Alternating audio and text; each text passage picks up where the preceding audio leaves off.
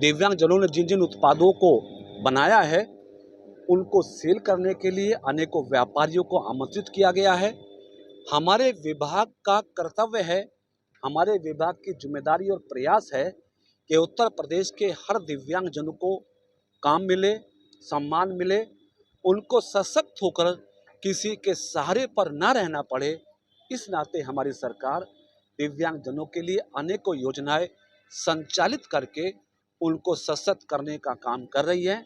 हम उत्तर प्रदेश में 11 लाख से अधिक दिव्यांगजनों को 12,000 रुपये प्रति माह भरण पोषण की राशि देकर उनकी जीवन की यात्रा को सरल कर रहे हैं।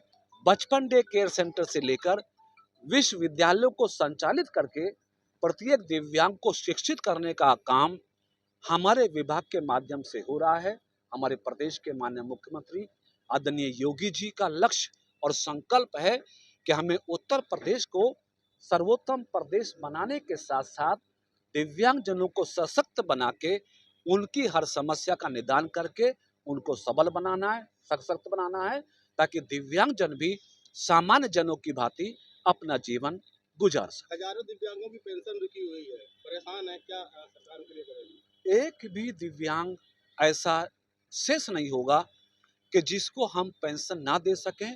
प्रत्येक दिव्यांग को पेंशन देने की योजना हमारी प्रचलित है। हाँ, कुछ दिव्यांगजनों के लिए हमने आधार सीडिंग की प्रक्रिया शुरू की थी, क्योंकि सूचना बीच बीच में ये मिलती हैं कि कई लोग ऐसे हैं जो दिव्यांगजन के नाम पर पेंशन ले लेते हैं, लेकिन दिव्यांगता का प्रमाण पत्र कई बार उनके पास नहीं होता है। तो आधार सीडिंग का कार्य हमने कराया था। दिव्यांग अधिनियम 2016 अभी लंबित पड़ा हुआ है। नहीं, कोई लंबित नहीं है। जानकारी आपको पता नहीं कैसे मिल गई होगी।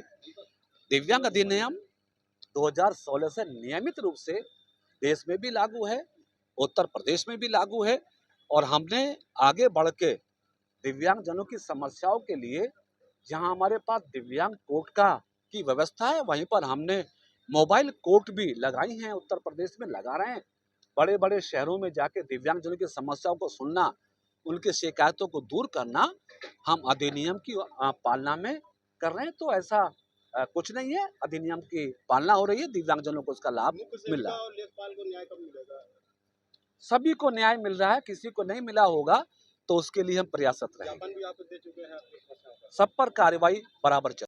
1.5 लाख दिव्यांगों की पेंशन रोकने की साजिश की जा रही।